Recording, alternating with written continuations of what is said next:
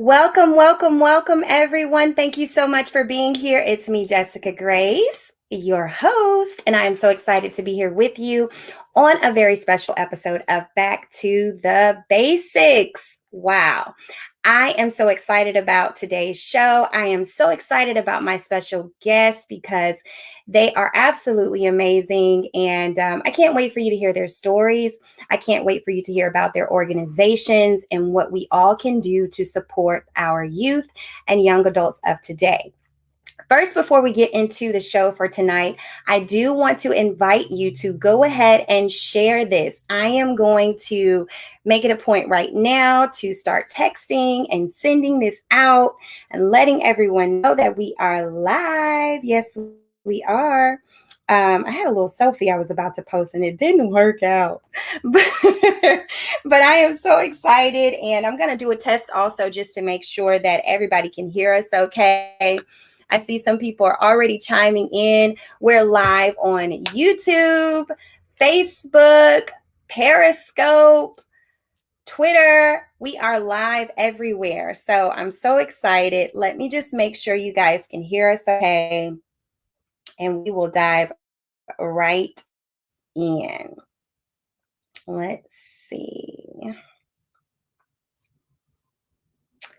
Let's make sure we can hear ourselves. You guys can hear us. Tonight is going to be absolutely amazing. Let's see, are we live?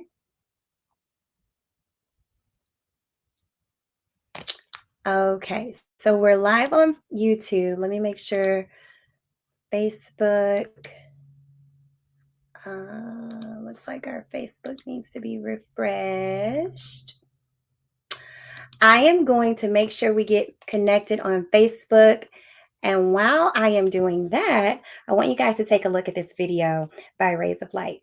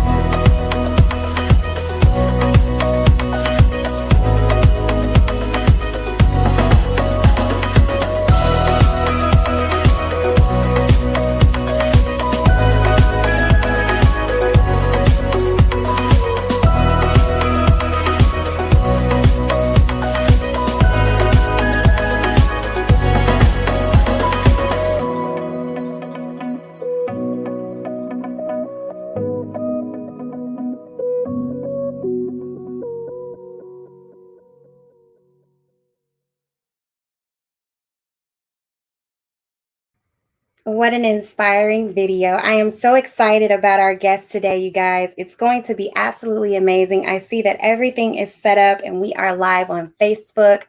We're live on Twitter, Periscope, YouTube. Everything sounds great. Looks great. Okay, had to make sure, All right, so I am getting ready to introduce our very first guest. Her name is Elaine Ray, and she is the CEO and co-founder of Rays of Light Philanthropic. I'm going to bring her on now from backstage.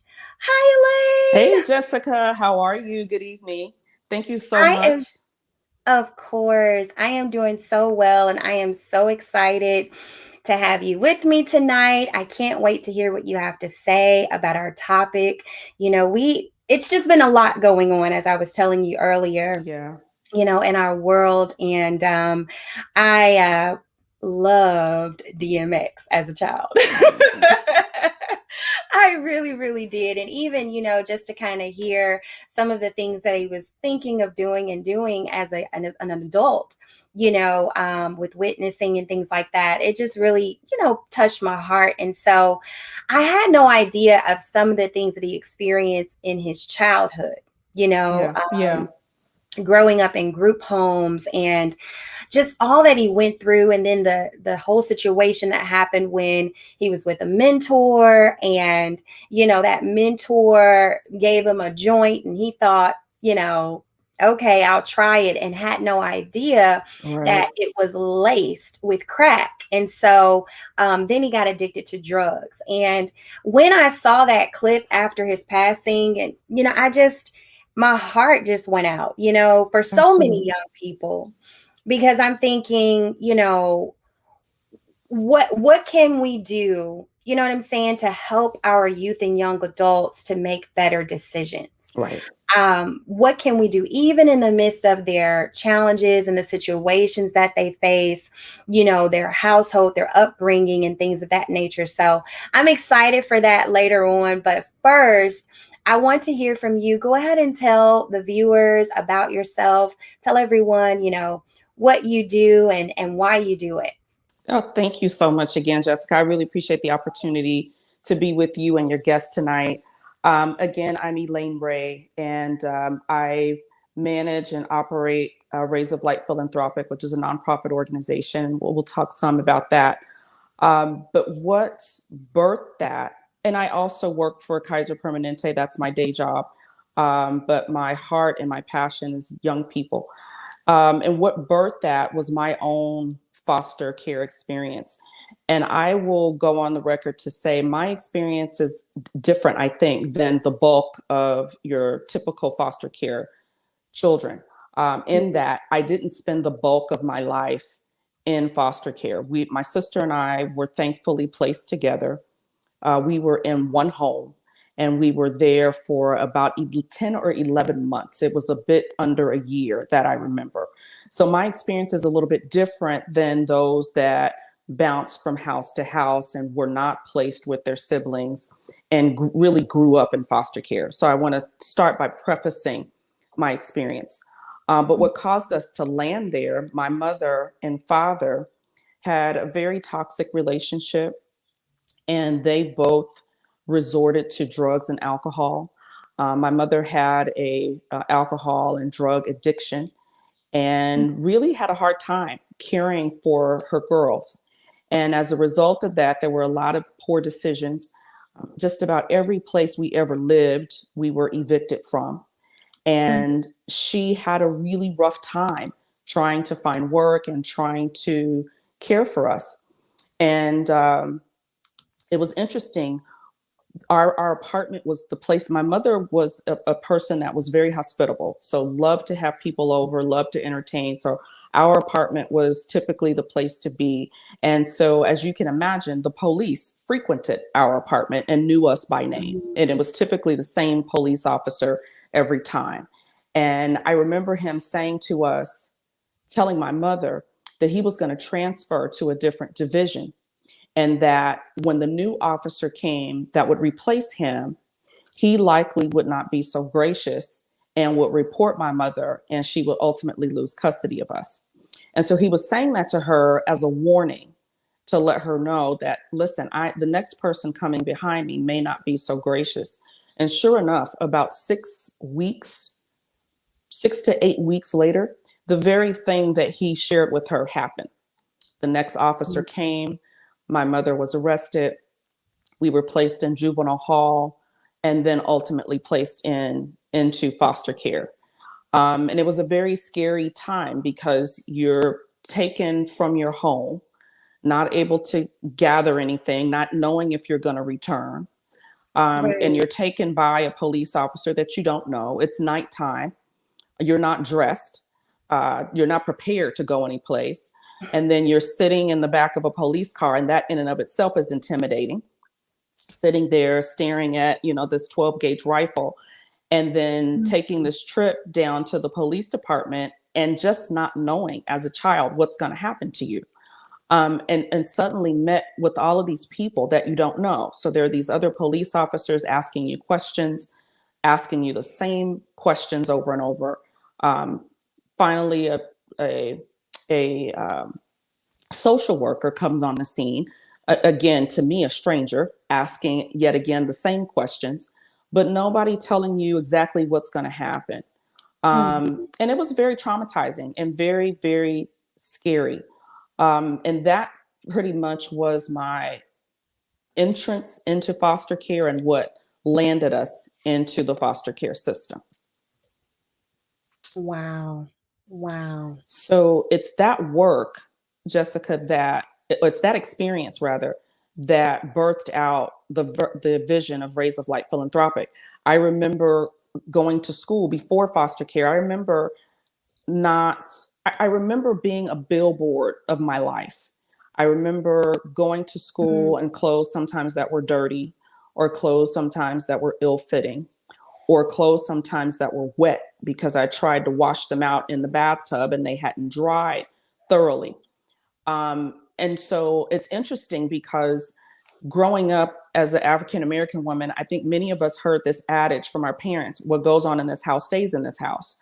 And so while you are forbidden to express what you are experiencing, I yet felt like a billboard. I yet felt like my presence was very telling of my life and my circumstance. So while I wanted very much to shield my mother and shield my sister, at the same time, I felt like I was very much speaking everything about me, from the way I looked to the way that I was withdrawn. Everything about me said something is wrong. Something is very wrong. And I didn't know how to put on, and I didn't know how to protect beyond not saying anything. So it's those experiences, going to school and feeling like an outcast and feeling sheltered and feeling very much withdrawn and going about this business of just being invisible. It's those experiences that birthed out the vision of Rays of Light Philanthropic. And it's what led me to want to help, because many times people are experiencing circumstances, and what we are seeing is we are seeing the rubble. We are seeing the explosive nature of what they're experiencing, not really thinking much about who they are if we brushed off the rubble. Who's underneath the aftermath? What is the humanity and what is the destiny of this individual? So we're not really looking that deep, and we're not really thinking about the totality of the individual. And so over time, I think I kind of got frustrated that people just saw my disheveled look and they saw my very timid demeanor, but not really interested in investing in me and really wanting to know who I was beyond who they saw. And so I wanted to have this, what the video that you showed was of our backpack drive a couple years ago. And that backpack drive really focuses on not just the academic needs, not just the backpacks and the school supplies, but I really wanted to try to meet the whole student. So I wanted them to have a new outfit, and I wanted them to have a new pair of shoes. And I'm hoping to add hairstyling to that backpack drive, and also eyeglasses for those that need it, because I want to speak to the whole student so that when they show up on that campus and they show up in the classroom, they feel as though they look the part and that they belong. And my hope is that that will be enough to plant a seed that maybe they'll go the distance of even participating in class, or maybe that shows up or translates to improved attendance, that you want to be there because you feel like you belong and you feel like you can go, and somebody will not just see you for the rubble of your current experience, but see the totality of the human being and want to make an investment. So that's a little bit about my story and what's motivated me to do the work that I do for Rays of Light Philanthropic and supporting foster, homeless, and low-income youth. Wow, I love it. And I love the fact that, you're so multi-talented. I have seen you sing, and you host the gala that is so beautiful every year. And my brother helps you with that, and he hosts Yes. for you for that. And so Yeah. I've just seen you wear a lot of hats. And I even love, the fact that you are married and you have a beautiful daughter. Can you speak to the can you speak to the transition of, coming from your background and coming into womanhood? How was that for you, considering all that you have been through, as a child, and then coming into womanhood and then getting married? Like, what was that transition like for you? You know what, Jessica? That's a wonderful question. It was a very tough transition. I didn't Wow. have my family dynamic did not model healthy family relationships. The Mhm. marriage of my mother and father, while it lasted almost 10 years, most of it was very toxic and was not something that was worthy of being modeled. So coming into marriage and coming into motherhood was quite daunting for me because I did not have a playbook. I didn't Mm, have family that I could really look at and say, okay, I want to model my marriage after that, or I want to be this type of mother after this person. I really had to learn on the job, so to speak. mm, And so it was really, really challenging because I wasn't sure that I had enough to give. I felt like mhm, with the life that I lived as a child, growing up with a mother who was drug addicted and had an alcohol problem, I really had to kind of forfeit my childhood and kind of step into this adult role with looking after my sister and trying to make decisions for us in a way to protect us to the degree that I could. So mhm. coming into womanhood and coming into motherhood and being a wife, I felt very much um, I felt very much depleted and like I Wow. wasn't ready. But it felt like the natural progression in life. You go to school Yeah. and you go to college and you get your degree and then you land this great job and you start fostering this career and then you get married and you have children. So there's this whole playbook of life, so to speak. But I really didn't Mhm. feel like I was adequately prepared. So I struggled quite a lot. And I think the thing that helped me was humility and honesty and just saying, here's a space where this is not my sweet spot. I don't have Yeah. all the tools and I need help. And so reaching out, I think the key word that I'm hitting on right here is community, is that I had women around me that were strong enough to come into my life and say, hey, Elaine, I see you need help and you're willing to accept the help. Let me Mm, help and let me invest and let me share some tools with you and let me share some practices with you that will ultimately help you, to be a better parent and to be a better wife and to be a better woman, not necessarily in that mm. order. But it was a struggle because many of those experiences that I lived through my childhood, I felt were still with me. I didn't recognize how much residue was on me from my life until I stepped into the next season. And then I began to understand, oh, wow, I really haven't shed the pain of being in foster care. I really haven't shared the pain of my mother and father were not there for me the way I needed them to be. They did not prepare me for life. They did not prepare me Mhm. for what's expected of a woman and someone to be responsible.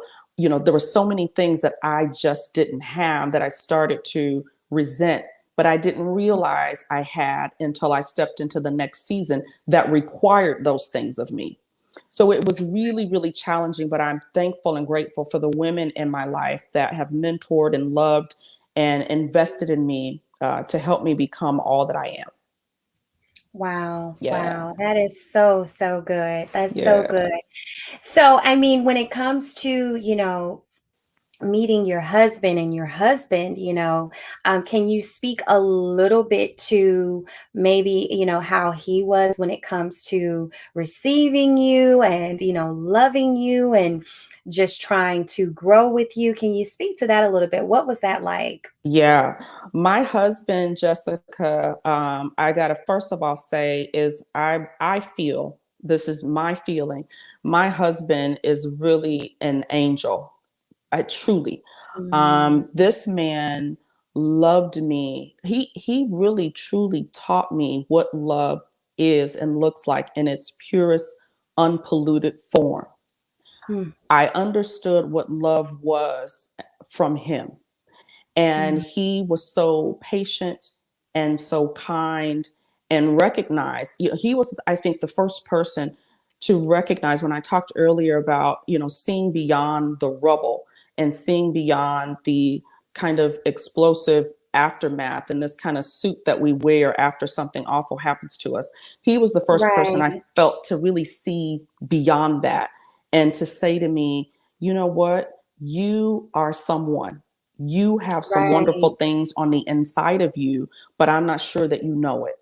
And I think he was the first person to really come along and affirm me in that way to make me think. And I knew, don't get me wrong, I knew I was smart and I knew I was sharp. I was always academically advanced.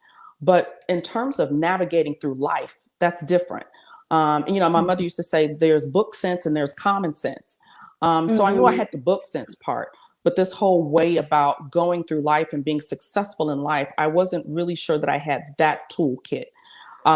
But Chris came along and said, listen, there's something in you, and you are not defined by your experiences. Those are things that have happened to you, but you've got to learn how to use those things. So I think, really, quite honestly, Chris really, he was my boyfriend, but he was my mentor. And he was Wow. someone that really lifted me up and really encouraged me and challenged me. Um, Chris is not a yes man by any stretch of the imagination. He is a deliverer of unadulterated, brutal honesty. He's gotten a lot better with it. He's got a lot more tact now. But in the beginning, it was just truth, straight, no chaser. And that was a little difficult for me because I'd never had anybody challenge me in that way. I'd never had anybody speak to me so forthright and so upfront. But it really helped me to see what he saw. And it gave me a different lens and a different perspective of who I was based on the things that were inside of me that I hadn't really tapped into, that I truly didn't know were there. So meeting him was the best thing that ever happened in my life, because I understood that love was just not something that you say, and it's just not these little butterflies fluttering around in your stomach, but it really is this exhaustive, relentless effort to bring a person to what is best. And that's what he has exemplified and demonstrated for me from the time I met him, which was 25 years ago, until this very present moment. Mm. Yeah. Wow, that is so beautiful. I think that's amazing. I am so excited, Elaine. This has been an inspiring conversation already, and we're only going deeper. I'm telling you. Yes. Ah. Well, Elaine, I'm gonna take a quick break here. We're gonna take a break, you guys, because I want to bring on Tay and Trey. I want you guys to hear their story, and then we're gonna have a quick discussion, because we need to know, where do we go from here? With everything going Absolutely. on, Elaine, I was watching the video a million times of the young lady. I think her name is Makaya. I believe that's how you Hmm. pronounce it. And, Yeah. just seeing that video, and my heart was just so pulled. I literally was bawling in tears, because I was thinking about how, the African American community, we need to stand for each other, stand Yeah. in the gap for each other. And so Absolutely. we're going to talk about that. I'm going to share my heart on that a little bit later, but right now we're going to go ahead and take a quick break. I want everybody, please, please, please share this. I'm telling you, you don't want to miss what we have coming up. Thank you so much, Elaine. We'll be right back.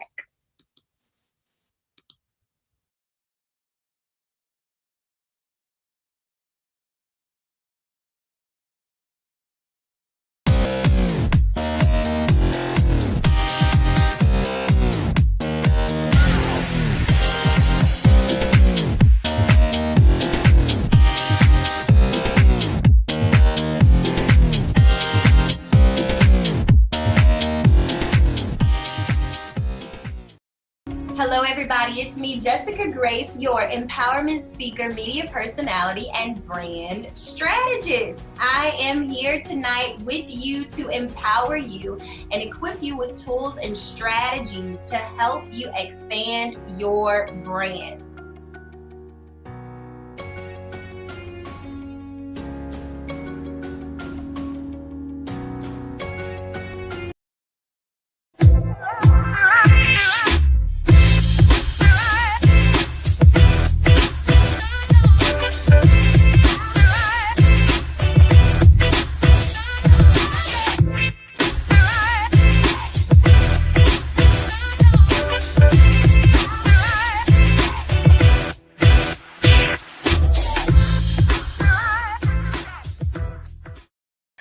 All right, everybody. We are back. And listen, why don't you take a minute right now, and invite someone to tune in? We just had an inspiring conversation with Elaine Ray of Rays of Light, Philanthropic. And now it is time for us to get to our next guest for tonight, and that is Tay and Trey Thompson. I am so excited to talk with them, but again, I want to make sure we are getting the word out because this conversation has to be heard. People need to know and hear what is happening with those who are taking a stand, those who are giving back, and those who are truly excited to use their platforms and their influence to make a difference. So we already know, I don't know if you know this, let me just let you know that my next guest, Tay and Trey, were featured on the Kelly Clarkson show. And that's just because of the difference that they're making. And so I'm going to go ahead and bring them on here in just a second. But first, I want you to know that I appreciate you for tuning in. All of you who have already sent in, comments, you've sent text messages, emails, letting me know that you're inspired and you're, enjoying the broadcast tonight. I want you to know that I appreciate you. For those of you who are not on my mailing list, go to jessicagrace.tv right now. Well, after the broadcast, because I want you to stay connected. Don't get distracted. Stay connected. But go to jessicagrace.tv after this and subscribe to my mailing list so you can be a part of what we have coming up next. All right, let me bring on Tay and Trey right now. They are backstage and I'm going to bring them on. Hello. Hey, how's it Jessica. going? Oh, how you guys doing? We're doing well. I just love y'all so much. You guys are so awesome, so amazing. Can you guys hear me okay? Yep. Okay. All right. So I wanted to just say thank you so much for being with us tonight. I love you guys. My brother was so excited. I asked him, I said, Blake, I've got to get some people on the show tonight who can speak to how we can help youth, particularly marginalized youth and young adults, as well as foster youth. And I asked him, I was like, what do you think? Do you think Tay and Trey will have time? And he said, yeah, just, reach out and we'll see what happens. But I am so excited that you all were able to stop by tonight. I'm inspired by the work that you're doing and want to just say thank you also for just the support that you've given even to my brother and our family and things of that nature. So right now, why don't you go ahead and let the viewers know about yourself? I kind of want to hear, we want to hear, your story and what it was like growing up for you and just kind of share with us your story. Absolutely. I'll start it off, then I'll kind of pass the baton over to Trey. So can you all hear me? I just want to make sure that I'm clear on your end. Yeah. Perfect. Yes, you sound great. Perfect. Well, Trey and I, we're, as you can see, identical twins. My hair is a little bit lower, but we come from a large family. We have 8 other siblings. We were born and raised in Compton, California. When we were much younger, unfortunately, our parents had some struggles, some challenges with substance abuse and alcohol abuse. And so we were placed into foster care when we were born, actually. And so Mhm. there are two other siblings who were placed in the same facility, excuse me, not facility, same placement. And our placement Mhm. was a little bit different than most foster youth. We were placed in kinship care with our late great uncle. And Mhm. instead of going on and retiring and sipping pina coladas in Puerto Rico, he was in Compton living his best life at his home, and he was taking care of two big-headed twin boys and our two siblings. And so that's just a little bit about sort of our placement. But as we continue to sort of navigate, I'll push it over to Trey to also speak about our great grandmother and our other siblings. Hmm. So Awesome. within our situation, you know, it was us and them, and it seems like it created a divide within our own family. That, you know, half of our siblings were located with our great aunt, who was my grandmother's sister and her husband, and then the other half were with my grandmother and my aunt. And so when we would begin to start to get to know our siblings, I mean, you can just imagine the difficulties of trying to know someone where you don't come in contact with them a lot, where you only get a Mm. chance to see them once or twice a year, or where your family is saying, hey, you know, that's the bad area, or this is the good side and this is the bad side, and creating those divides. Mhm. So it wasn't easy. It wasn't easy. But what we did was we made sure that, you know, that we continued to do the work, right? We continued to do the work. And that work started with education. Mhm. It started Mhm. with us making sure that we got the right education. Our foster father, who we will reference as Uncle Lo, you'll hear often. You know, he was in his late 60s when he took us into his home, and so like Tay was saying, that's his retirement years, and it's kind of Mhm. crazy because I actually now work in the retirement, you know, industry. So I'm Wow. learning about, you know, what people need to successfully retire, what people need to build wealth and generational wealth, and for him to say, instead of, you know, spending my money or going back, you know, to his home state of Arkansas, he wants to make sure that he can give us the life that we deserve, and that he want to, you know, to provide for us. Earlier on in that relationship, our great aunt passed away. So Mm.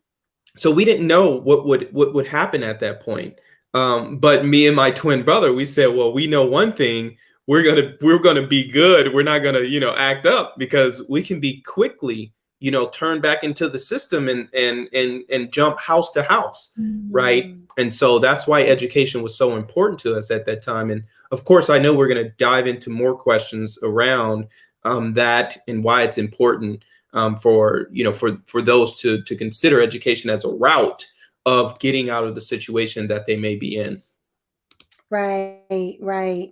I love that. That is just so inspiring, and it's inspiring to hear how you were able to channel any frustrations that you had towards education. That's really awesome.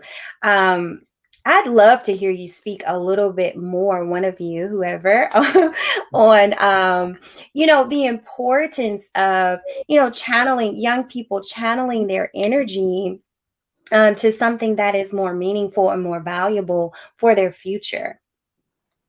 Yeah, I'll touch base on that. So it's been our sort of it's been our mission. It's been our calling Mm. to actually get involved in ways that we're climbing and we're lifting as we climb. And I use this reference a lot because it's important for us to know that when we succeed, our community succeeds. When our community succeeds, we succeed, Mhm. and that they're inextricably connected. And so for us, we were fortunate to have opportunities while we were in college, to advocate for financial aid, for foster youth, to write, policy reports, to, publish, my book when I was a teenager about my Wow. time in foster care, right? And so we've had various opportunities, and we thought to ourselves, Mm. as we get older, we no longer have the same experience as young people who are currently in system. They Mm-hmm. should be informing the policy changes. They should be at the tables informing the changes that they're going to be able to experience and those who are coming after them. So what we decided, we started TwinSpire together. We inspired the nonprofit, and this year, in the next few months, we're going to be coming out with a social justice program called Me, We, and What Matters. And we're Mm-hmm. giving young people an opportunity, particularly those BIPOC, individuals who are in foster care, an opportunity to learn about what is oppression, what are these systems, how can I play a role in really advocating for change and supporting those who are from marginalized backgrounds. So I just want to make sure that we touch up on that. And for us, we've had our opportunities. Now it's our turn to get out of the way and let young people actually get out there and make a change as well. So I'll pass it over to Trey if you want to mention anything. Sure. Yeah, and just to speak on what we're doing for the community, it's been a lot that has been happening, and I think you spoke of that earlier. So we want to make sure that not only are we focusing on social justice, but that we're focusing on some of these other divides and shifts in policy that are affecting people that look like you and I. Mm-hmm. What is happening is we want to make sure that we're educating foster youth on money management. We've seen the house prices go up by 10, 17, 18, 19% in LA and all around LA, right? Which means that it's only contributing to, how many homes are Black and brown individuals going to be able to afford if we're driven out of the market.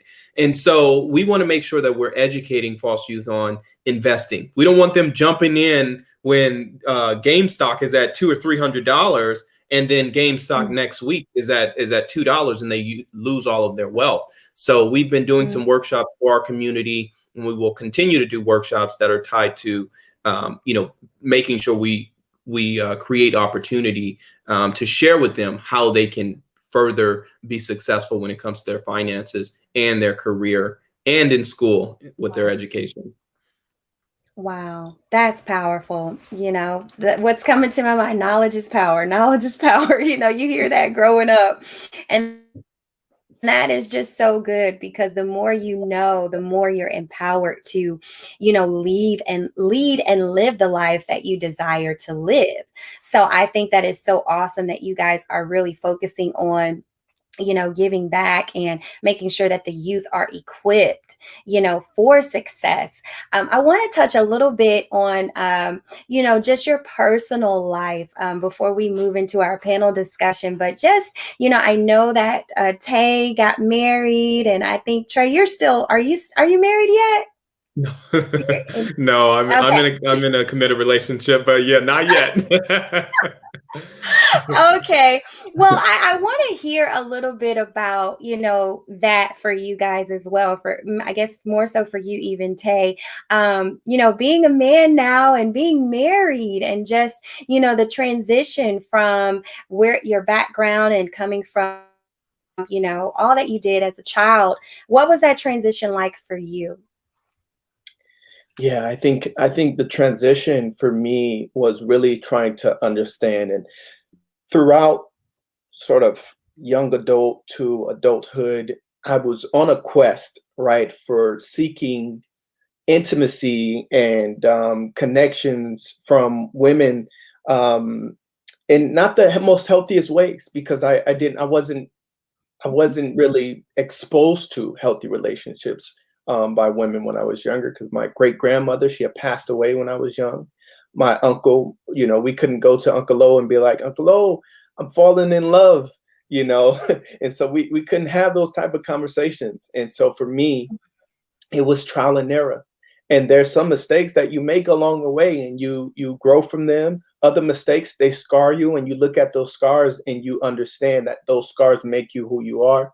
And so for me, I was able to really be benefited by having two incredible women come into my life, Deborah Hammond and Sharon Kennard. And this was while we were in college, and our uncle had passed away just shy of our graduation.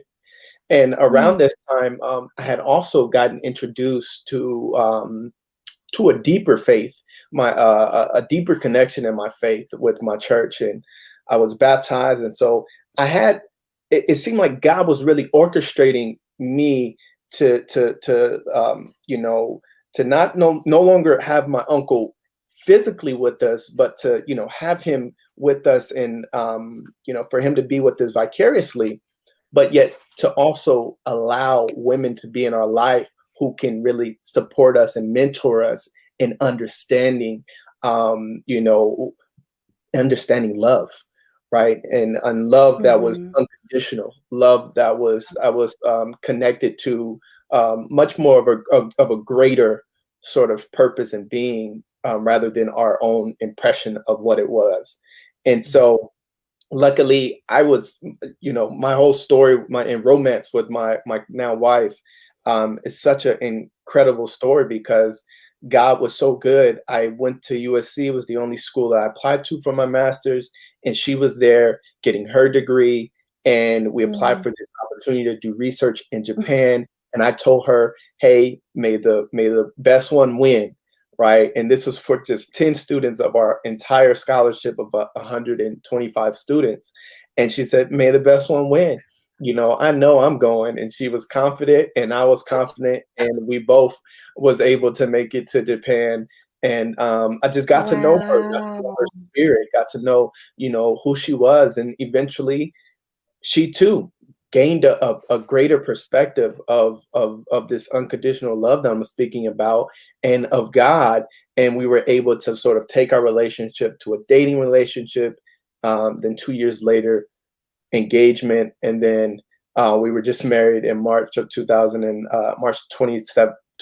of 2020 in the pandemic.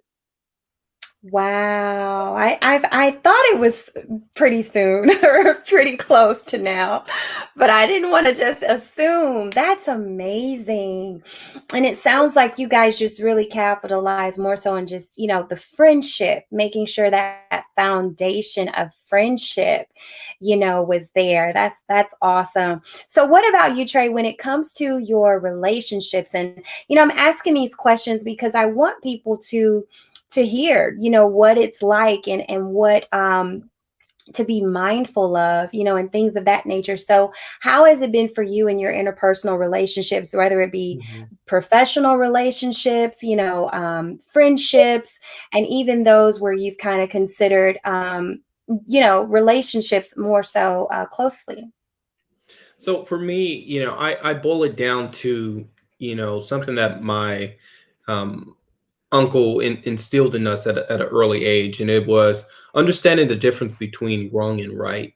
A lot of what we do is, would someone else, if someone else was to do something that you did, how would it make you feel? How would it make you feel? Would you be upset? Would you be happy? Would you be sad? So it's respecting those boundaries and building from there. I'm not very confrontational. I'm not, the type to be quick to anger. I may get frustrated at times, but I think a lot of my relationships is learning patience. Learning patience with one another, learning their style, right? Because let's be honest, I need time to cool off. I need time to think about what happened and process it. And some other people, they're quick to say, "Hey, well, let's talk about it." And so, we have to merge and see how that fits in with one another. There may be some scenarios where, you merge and stop and you nip it in the bud, or maybe some situations where you're thinking about it, you sleep on it, and then bring it up and have that conversation to move forward. But as far as love goes into that, I love very deeply, so in all my relationships, loyalty is very important. Loyalty, being present, being in that person's life. And for me, it's time. My time is very valuable. But if I take that opportunity to share my time with you, just know that you're a very important person in my life. And so I think people, finally are starting to figure out that for the most part. And for some people, I'm pulling back on a lot of my time because they've abused it. And so it's Wow. learning those things, right? It's learning those things, and it's not easy. I feel like I'm still learning, but I'm grateful, that I'm still able to learn, because sometimes you get to a point where you don't want to learn anymore and you get stuck in your ways. So to me, I'm not 65 years old where I'm just stuck in my ways and I feel like I just should, shut down and act like it's just me or against the world. Right, right. Can I mention one thing Wow. before we move forward? Sure. Please.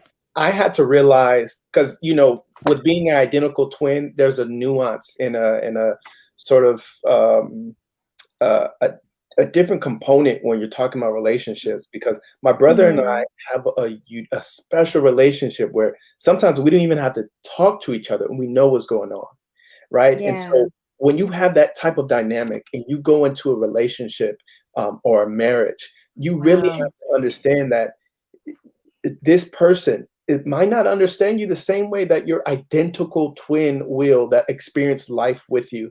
And so you'll have to be, as Trey mentioned, patient. You'll have to be understanding. You have to adapt. You'll have to be really, really take a hold of this emotional intelligence that many of these researchers are talking about.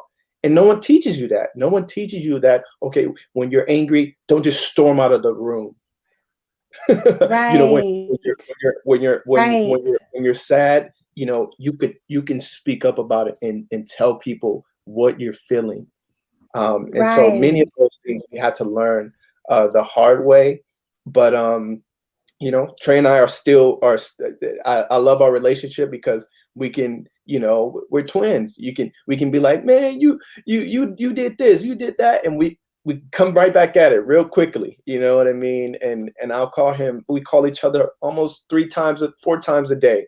And so that type of relationship, that bond, is not only what helped, sort of heal each other in our circumstances, but it has sustained us in our endeavors to be successful along the way. Wow. Wow. So powerful. Oh my goodness. I love it. I'm here for all of it. I love just listening to, how we have to be intentional in regards to our relationships and our personal growth.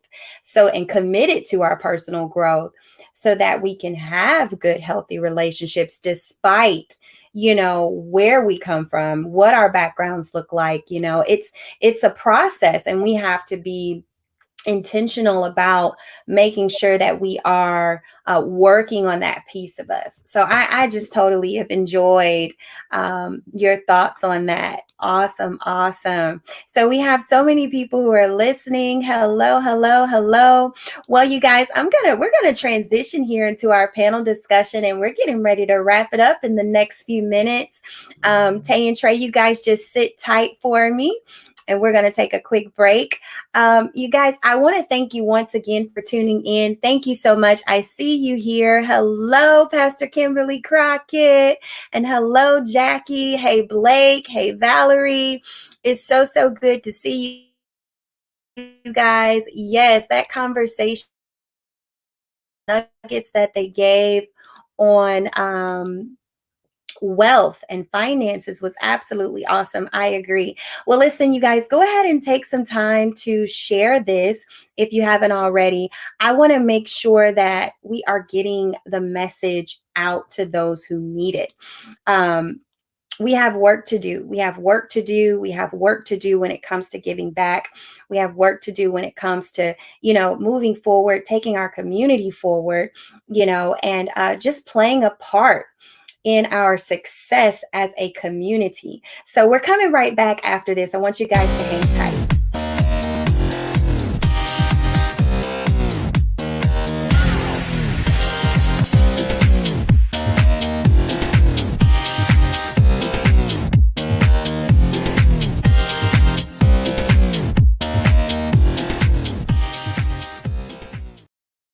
Execution is the next thing that I want to talk about. Because what good is it for you to actually write a plan, right? And say, okay, I'm going to do this. I'm calling that person. I'm not walking in fear anymore. I'm calling that person today. And then stuff comes up and you're like, oh, I didn't make it. I didn't get a chance to, and it's late now, right? So you have to make sure, you have to hold yourself accountable to execution. You have to challenge yourself to move beyond every obstacle that will come up in your way, every distraction, every naysayer, every voice in your own mind that says, are you sure you want to do this? Do you really think you can do that? You've got to challenge yourself to come against all of that, to rise above all of that, and actually execute your vision. All right, everybody, we are back, and I appreciate you for being here with us, for hanging tight.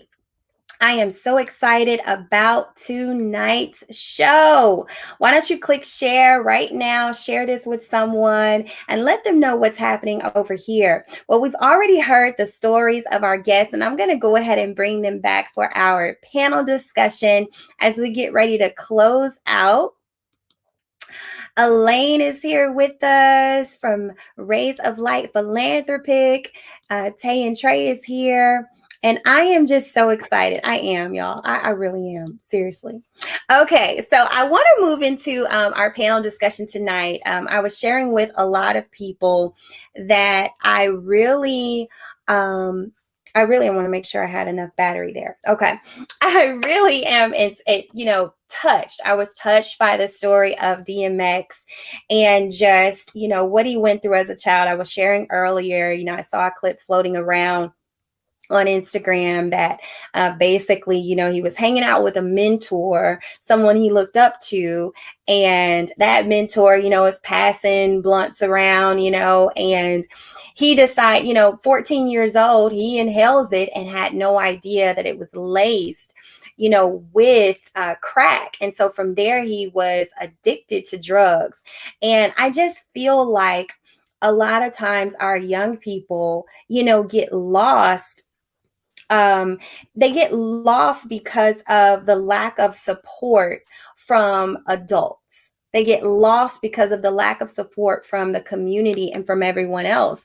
And my other, the reason why also I really was inspired to do this episode tonight is because I saw the video replay of Micaiah over and over and over again. I was watching it and tears were streaming down my eyes because I just got so frustrated because I felt like there were going to be so many people who were immediately going to, of course, jump to the police brutality, which is real, which needs to be dealt with, the social injustice and all of that. But they weren't going to deal with the fact that these girls, and even the man that was in the video should not have been out there acting like that, And I was posting today on my husband's post. I said, we have to go ahead and rise up. We have to take initiative for our community. We have to stand in the gap. We have to do our part and make sure that we are actually being a voice. I feel like a lot of times we're so quick to point the finger and we're so quick to throw our hands up because we feel like, oh, they don't want to listen. The young people want to do their own thing. They think they know it all and all of that, but we don't actually want to be consistent. So my question tonight is, where do we go from here? Where do we go from here? And what can we do to truly support the young people who are coming from, really hard, challenging backgrounds? They're coming from homes where they're not being treated right. They're not getting the finances in the home that are needed to be there. So they're suffering. How can we truly support our youth today who are having a hard time? Elaine, you can go ahead and kind of share your thoughts first. Sure. I think one thing that we can do, Jessica, that you're doing right now, I think storytelling. And I think when I look at Tay and Trey, who were kind enough to, they graced us with their presence at the gala about 3 or 4 years ago. It's important for me to have visuals, people that are poised, people that are educated, people that are ambitious and successful, but have come from some humble beginnings and have endured some traumatic experiences. So I think one of the things that we can do is we can uplift folks like Tay and Trey to say, your circumstance, again, is something that you've experienced. It's something that has happened to you. However, it does not determine your destiny. But people have to see that to know that it's achievable. People have to see folks like TwinSpire. They have to see these images to know that, wow, there are people like me. There are young Black men that have been through some challenging circumstances, but they have made it. They have endured, they have triumphed, and they are still positioned to be lifelong learners and continue to better themselves. So I think this platform that you facilitate is very critical in being able to share those stories and being able to highlight images that are positive that will create and foster a spirit of hope. Powerful, powerful. What do you guys think? You know, one thing that stood out to me when I saw, you know, the articles was, you know, and I hated to see it because she obviously needed help, but the idea of them portraying, you know, that she was a foster youth, right? They put that image out there saying, well, it was expected of her to have this behavior. And it was really painful. It was so painful that I want to share something that I only shared with my girlfriend this morning, and it actually brings tears to my eyes because last night, you know, I slept, I could hardly sleep, and I actually had a dream that I was actually shot. I was actually shot, and that my brother was the one taking care of me and took me to the hospital. You know.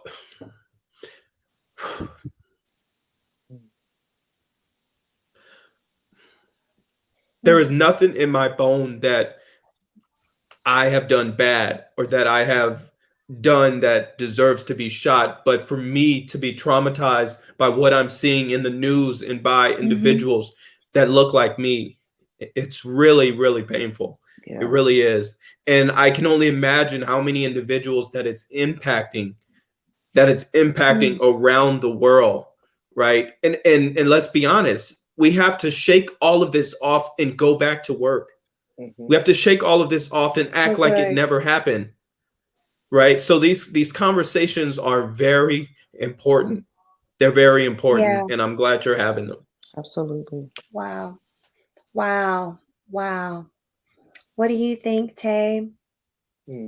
First, I just want to really applaud Trey for your vulnerability and Elaine for your words as well. I'm feeling it right now. I think there's something about what Elaine was mentioning about countering the narrative, right? There's one narrative that we see in the TVs about foster youth. You know, some people who are even in the profession have ideas about who foster youth are. Black youth are less likely to get adopted, right? They're more likely to be imprisoned from foster care to prison. And so many of these things for us, it brings up we need to see change. And the change comes from changing the narrative and switching the narrative about what people think about foster youth.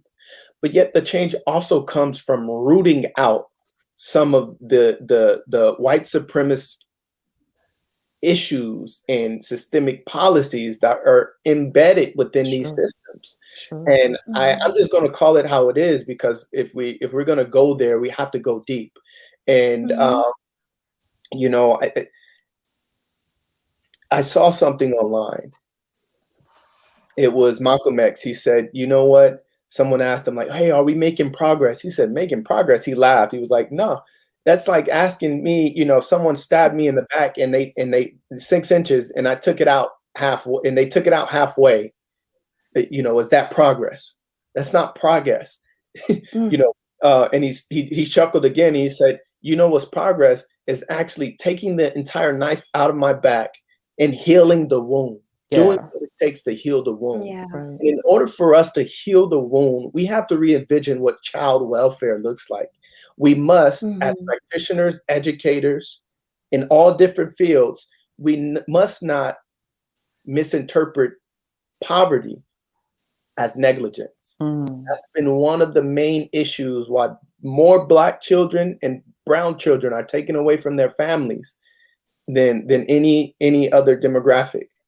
And so the second thing is that we must, in any way possible, continue to provide community cares in unique and special ways, strategic ways, that we're not getting those who are part of these white supremacist systems to come into our communities and to kill us.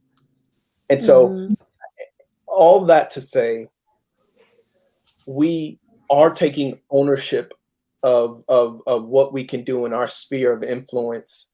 Now it's time for us to take it to the next level. It's time for us to actually employ these young people who are desperately in need of work, who are desperately in need of mentorship, right?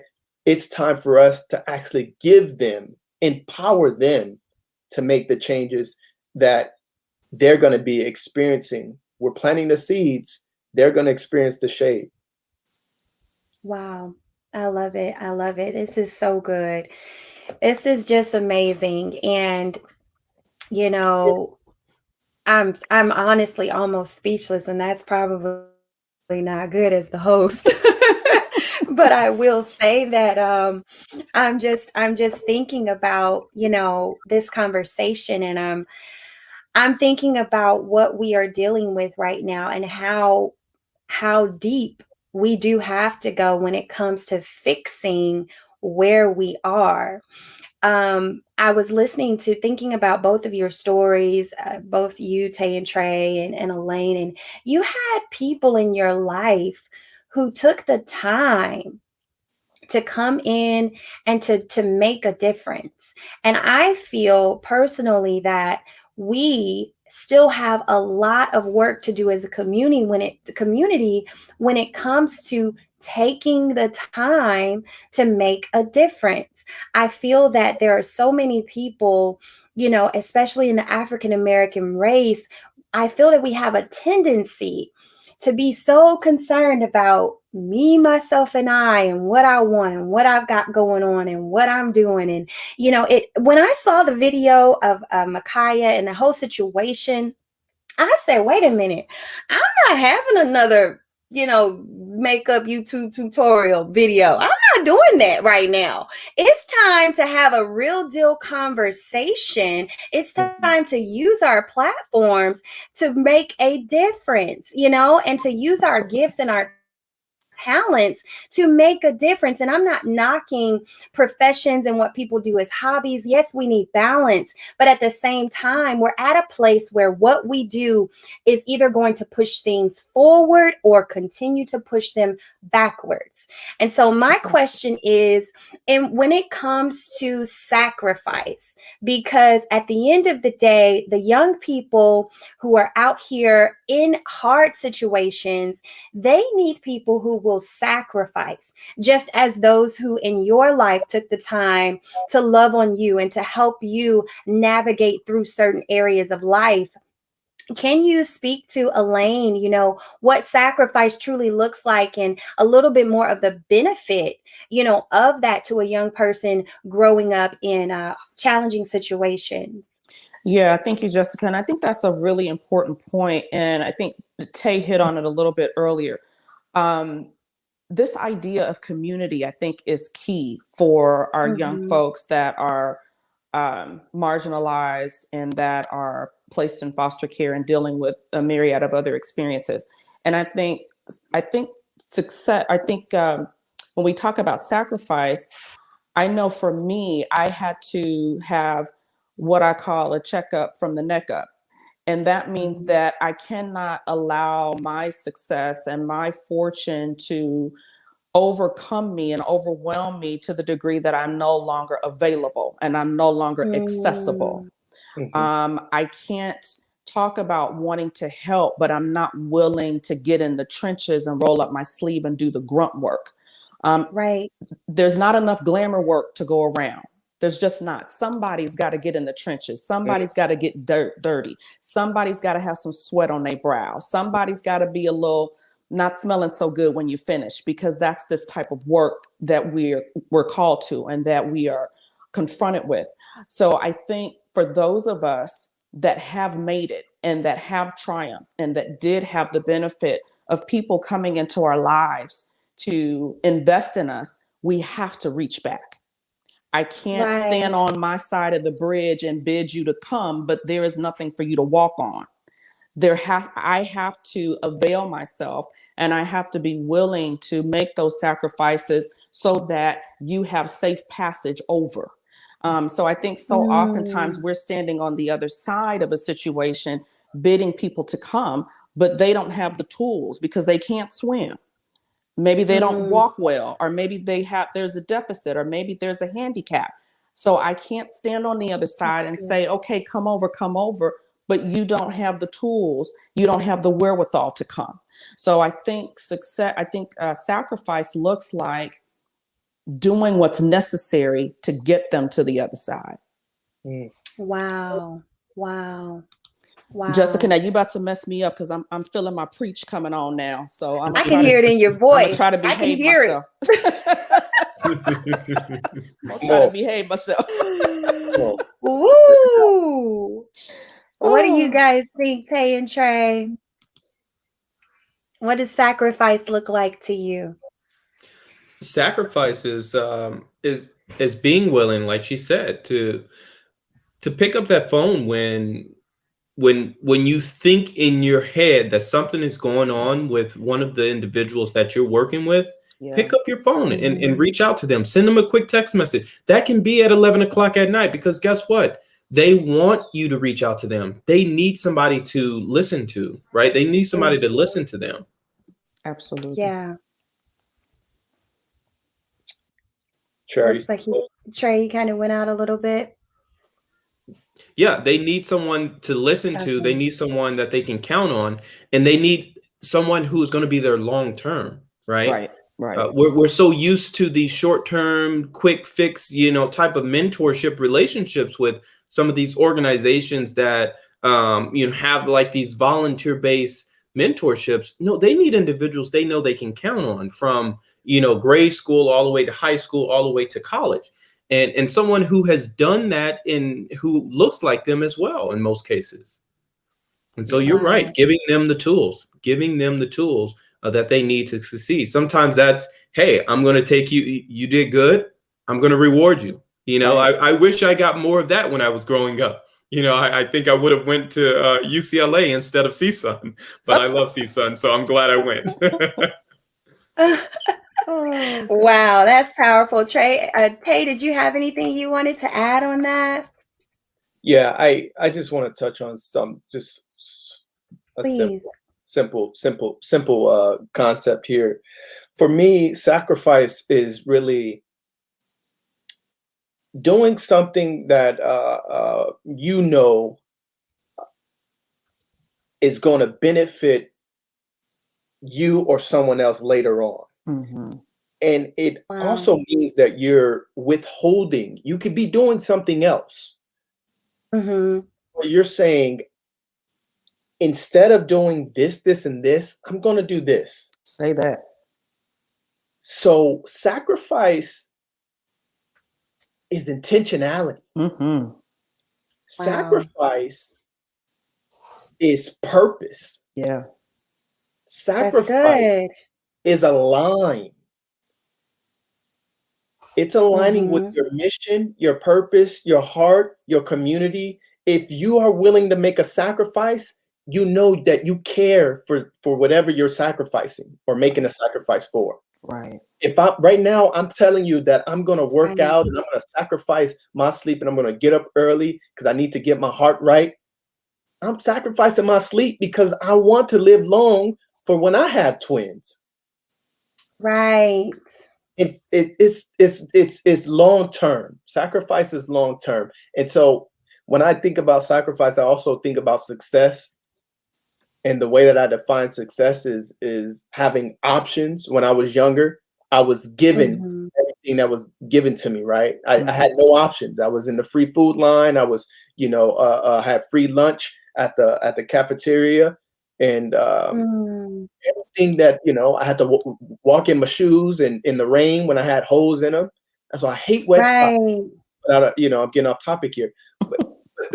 But the issue that I'm saying is success is having the option to decide, now I want to do this, I want to do that, because now you have opportunities to decide from. You have an option. Right. That's how I define success. So without sacrificing, sometimes you won't be able to get to that idea of whatever your idea of success is. So I'll end it there. That's good. I love it. Well, you all, we have we've gotten past the hour that I really wanted to have you all with me tonight, and I know you all have families and so much to do. Big shout out to all of you who are tuned in right now. I see you all. See you, Miss Glenda Payne, and Marilyn is here supporting.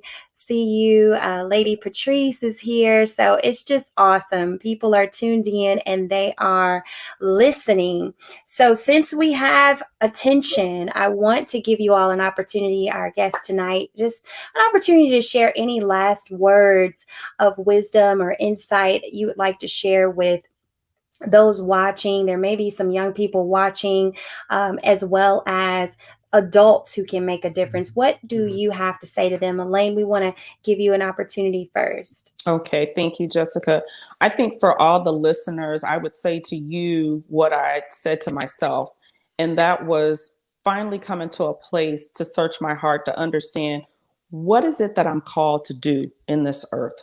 Because it's got to be more than getting up and going to work and paying bills and going back to work and paying bills again. Life is so routine and so monotonous. And I thought there has got to be more than this. And not to minimize or devalue my job and my career and all that I do. Those things are great. But there was something in me welling up saying, what more is there? And it was from that internal conversation that we decided Rays of Light couldn't just be this one-time Christmas event, that we really needed to move forward. And we needed to, as Tay was saying, it has to be consistent. And so we thought, okay, we need to move forward and really make this into a full-time, consistent effort. And so I would say to all the listeners, really sit down and spend some time thinking about what is it that you have a passion for? What is it that keeps you up at night? What is it that resonates with you that doesn't sit well with you? And start to have the conversation and start to examine, how is it that I can affect change in that way? And you would be amazed when you get started, that because there's so many excuses. You know, I don't have the education. I don't have the network. I don't have the finances. I don't have access to business loans, this, that, and the third. But you would be amazed at when you get started, the people that will align with your vision. Because what is not known to you is there are other people that have the same passion and that have the same drive and that have the same desires that you have. And so when you get started and when you get about the business of really exploring that, other people will come into your path and they will want to help you. They will want to support you. They will want to lift up whatever that idea or vision is that you have. But you have to first get started. So I would say to you, ask yourself, what is it that I'm passionate about? And then get about the business, and then don't stop. I love that. I love that. What about you, Trey? For me, I would say, and listen closely at this. It's join us, right? Join us in this fight, right? And this fight is life work, right? It's about making sure that we're educating the next generation, making sure that they have the mentors that we've had in our lives to become successful. So consider being a mentor. You know, consider being that person that is committed to, you know, checking in with a cousin or a foster youth or you know, or a neighbor. You know, whoever that is, be sure to go out there and do your part. If that means that you're standing out there protesting, well, that's your part, right? Mm-hmm. So don't sit there and think that what you're doing is not enough. Now, if you feel that that's the case, well, reach out to us, reach out to Elaine, and see how you can get more involved with our organizations and what Right. we're doing to push the envelope and change the narrative, and of course make sure that that foster youth have the platform to succeed. That's powerful. That's good. What do you think, Tay? What would you like to say to those who are watching? Yeah. I like to say first, if you're watching this, then you're getting a lot of good wisdom. And I'm sure you're taking good notes. And I'm sure you're going to be able to reach out to us and get involved. And so that's a given. I know that if you're watching this, you're going to be doing those things. But there's one thing I wanted to emphasize as we were talking about social justice. I want you to be mindful about what you're taking in. And if you're here tonight, you're taking in some good wisdom. You're taking in some faith-driven work and purpose words. But if you know, Malcolm X says, if you're not careful, the newspapers, the social media, IG, will have you hating the people who are being oppressed and loving the people who are doing the oppressing. Mm. And so, as we're talking about what happened in Ohio, what happened in Indianapolis, what happened in our communities, we have to be mindful of the socio-political factors that are driving some of these things that are happening. The poverty, right? The lack of access to healthcare and other resources. And so for me, Right. if you're thinking about these big old issues, the only way that we'll be able to meet these needs is not from, we can't depend on the president or the government. We have to look within ourselves. And as Elaine said, right, when we're looking within ourselves and we're finding our purpose, you get started and you don't ever stop. That's it. Mm-hmm. That's it. Mm-hmm. So Yeah. thank you for watching us tonight. Wow. So powerful. Well, you guys, I want to say thank you for taking the time to be a part of my show tonight. Elaine, Tay, Trey, I love y'all so much. And I appreciate what you're doing. I'm telling you, if I had a whole big old one of those big old to just bring over here and be like,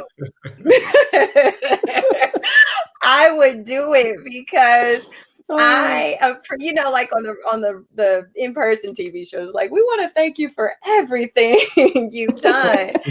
But I really do appreciate what you guys are doing. It's inspiring, you know. I think that our lives are supposed to be focused on purpose, our God-given purpose. You know, as twins, you were mentioning earlier, you know, we have to focus on what our purpose is and how we can use our purpose to make an impact.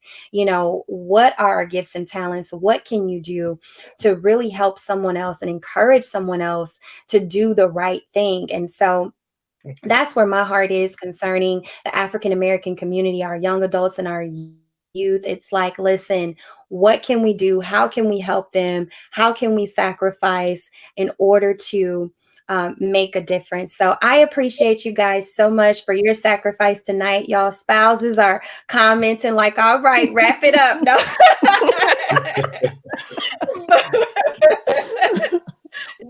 So I really do just want to say, you know, I appreciate y'all so much. And I hope that you will come back another time.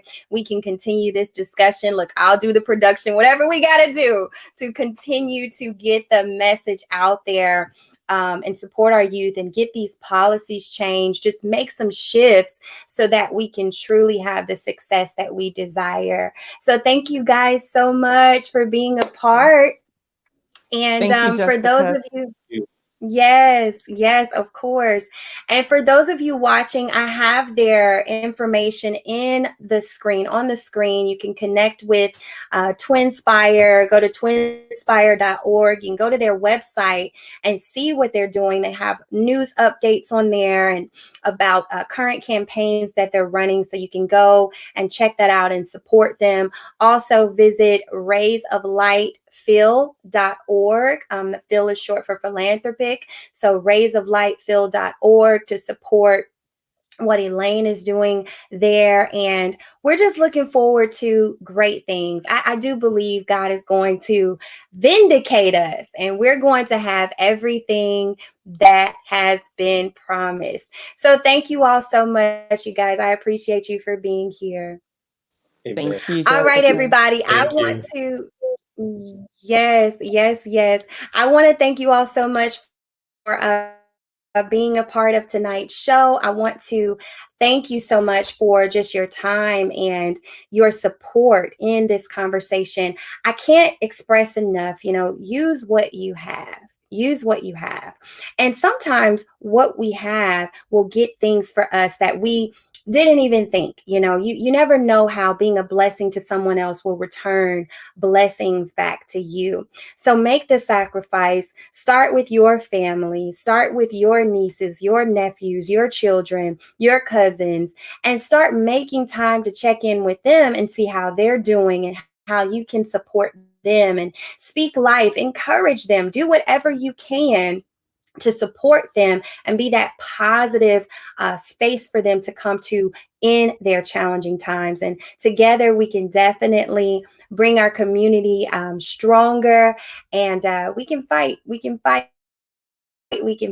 but let's remember to fight together, not towards each other, but together.